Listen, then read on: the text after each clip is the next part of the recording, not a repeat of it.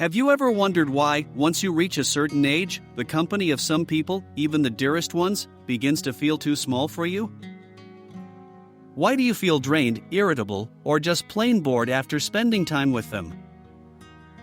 What if I told you it's not your fault? That you haven't suddenly become a grumpy bear or a grouchy old man? What if I told you that there's an ancient wisdom, a secret whispered within the walls of a Buddhist temple, that could radically change the way you experience old age? A wisdom that goes against the grain, that challenges social conventions, that invites you to do something seemingly crazy, avoid people. Yes, you understood correctly. Avoid. Not all of them, of course. But those that, knowingly or unknowingly, steal your energy, poison your soul, prevent you from enjoying the peace and serenity you deserve. Are you ready to find out who these people are? Are you ready to question everything you thought you knew about relationships, family, friendship? Are you ready to make difficult, uncomfortable, but liberating choices? So brace yourself. Because what you're about to hear might shock you. It might make you angry. It might even make you cry. But we promise that if you stick around until the end of the video, you'll feel lighter, stronger, more alive. Because the truth, even when it is uncomfortable, is always the path to freedom. And freedom, at any age, is the most precious good. Before continuing, if you appreciate our content, remember to like the video and share it to help as many people as possible. The morning sun slapped the temple walls gold, the air smelled of incense and birdsong, a mix that made you feel instantly at peace, even if you had just argued with your neighbor. Under a cherry tree that seemed to have seen better days, an old veteran full of ailments, the monk Cian sat like a second-hand Buddha. Legs crossed, a cushion that had seen better days, and a saffron-colored robe that screamed, "I am a monk, respect me." In front of him, a small group of people waited. Some had come out of curiosity, some because they no longer knew what to do, and some hoped to find a bit of that wisdom that, they said, Cian scattered like confetti at carnival. Cian opened his eyes. Two pools of calm where, if you fell in, you risked not wanting to come out. A smile that seemed to say, "I know something you don't know." "Hello, everyone," he said, and his voice was like a cold beer on an August day. "Today I'm going to shock you. I'm going to tell you about something that goes against everything we've always been taught, especially us old people. Sometimes, to feel good, you have to tell some people to go to hell." Someone coughed. A lady wrapped her shawl around her as if she had heard a blasphemy. An old lady, her face full of wrinkles that looked like a Tokyo subway map, came forward. "Excuse me, master," he said in a trembling voice, "but aren't we old people the ones who need company the most? God children, God friends, so that we don't feel as lonely as dogs?" Cian nodded, looking knowledgeable. "I understand you, all right. But be careful, there is loneliness and loneliness. There is the kind that makes you feel like the last cookie in an empty jar, and there is the kind you choose, which is like a nice hot bath after a day's work.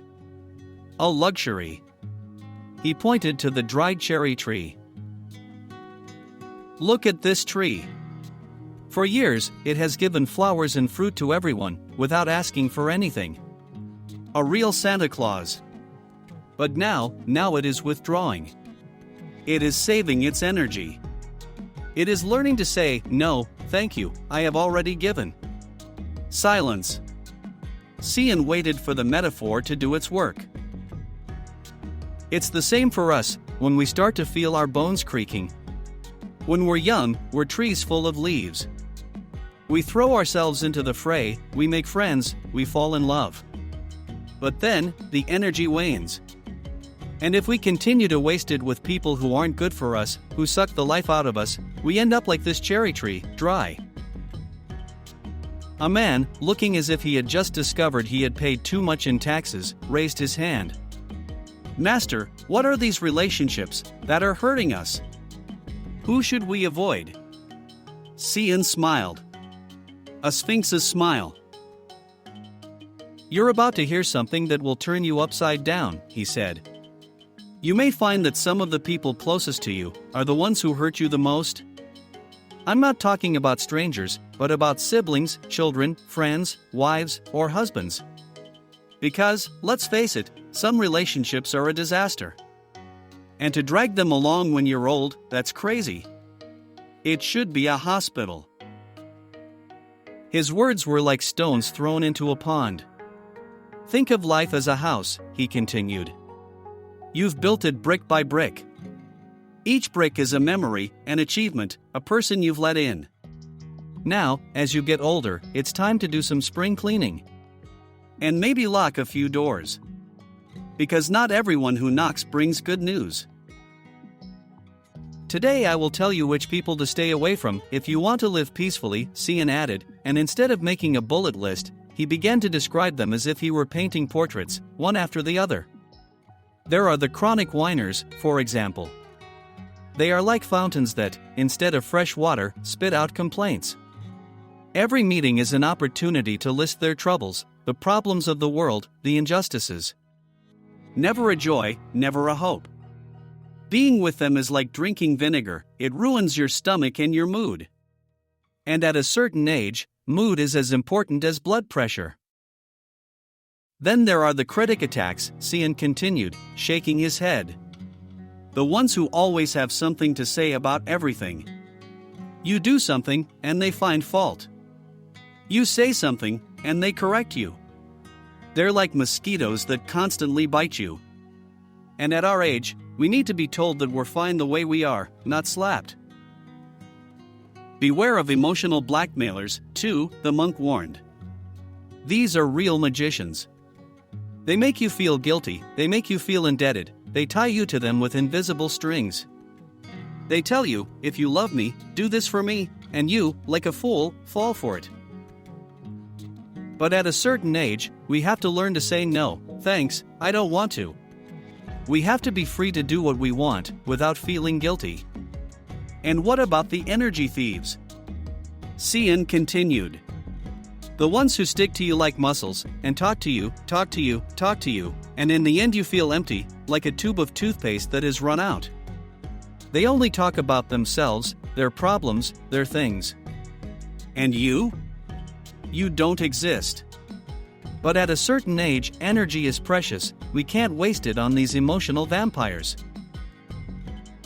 Cian also spoke of the rancorosi, the ones who never forget a wrong, even if it happened when you were a child. Every time you see them, he explained, they bring up old stories, old fights. But what's the point? The past is the past.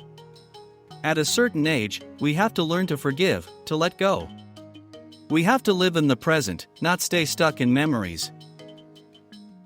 He then described the intruders, those who don't respect your need for alone time. They're the ones who call you at all hours, who come to visit you without warning, who fill you with questions. But at a certain age, we need our space, our silence. We need time to think, to be at peace. Finally, Cian spoke of the false comforters, the ones who pat you on the back and say set phrases. You'll see, everything will be fine, don't think about it. But they don't really listen to you. They don't understand how you feel. At a certain age, we need sincere people who really understand us, not chatter. The old lady with the map of Tokyo on her face, the one who had spoken at the beginning, intervened again. Master, and the children? Shouldn't we stay with them, even if sometimes they make us suffer? Cian sighed. A sigh a mile long. Here you touch a sore point. Love for children is like parsley, it goes well everywhere. But, even this love, if you live it badly, can make you feel worse. How many times, Cian asked, his voice hardening, have you waited for a phone call from a son, a daughter, and they only called you when they needed something? Money, a favor. But when you need a hand, company, they disappear. Do they call to see how you're doing? Do they worry? No. And you feel like an old, broken toy. Used. And you ask yourself, do I deserve this? Or maybe, she continued, you have a brother, a sister, who keeps bringing up old stories, arguments from when you were kids. Every time you see each other, it's torture. Criticism, accusations. And you put up with it, because it's family. But listen, blood doesn't force you to be treated badly. You don't have to keep people around who only make you feel bad. What about the husband, or the wife? Cian added, grimacing. They should be the person closest to you, your safe haven, and instead they treat you like an ornament, ignore you, make fun of you. Make you feel useless. This kills you inside. Do you really want to be with someone who doesn't respect you, who turns you off? It's time to wake up, Cian said, his voice booming. You have no more time to waste. You can't wait for them to change, because they won't. Not all relationships are worth saving. You're wasting energy on people who steal your life, instead of giving it to you. Your life is yours, not theirs. And if something takes away your peace, it doesn't belong in your life. Think about it, he urged. If these people disappeared tomorrow, would you really miss them? If the answer is no, you already know what to do. Don't stay there out of habit, out of fear. It's like being in a collapsing house. You have to get out. You have to break away from the people who hurt you, and surround yourself with the people who do you good. Because good things come when you let go. An old man, with a voice like sandpaper, asked, Master, what do we do? How do we fill this emptiness? Cian smiled. A smile that lit up the room. The answer, my friends, is within you. True companionship, true peace, is not outside, it is within. Learn to be comfortable alone. To pamper yourself. To rediscover the little things. Instead of listing a series of activities, Cian wove them into his speech, like colored threads in a pattern. Sit in silence every day, he suggested. Listen to your breathing. Watch your thoughts without getting angry. Learn to calm your mind. Be present. Create your own little inner paradise through meditation. Go outside and be in the fresh air, she continued. Nature is a powerful medicine. Look at the flowers, the trees, the animals. Listen to the wind, the water, the birds. Feel part of something bigger. Get back in touch with the earth. And then, do something you enjoy, she added enthusiastically. Paint, write, play music, garden, cook. Whatever. The important thing is that it makes you feel alive, that it makes you express who you are. Engage in creativity, in whatever form it manifests itself. Do not forget, Cian warned, how many times you have stifled the need for rest, for solitude, to please others. Say no when necessary. And listen to your body, your emotions. Accept the changes that life brings with it, stopping clinging to what no longer makes sense. They told you to be strong, to hide your weaknesses. But do you know what? Cian asked, a sparkle in his eye. Being vulnerable, showing your fragility, is what makes us human. And what allows us to create true bonds with others. Remember, Cian concluded, his voice like a warm blanket, old age is not an illness. It is a time of life. A time to be wise, to be calm, to enjoy peace. Do not be afraid of being alone. Learn to be comfortable with it.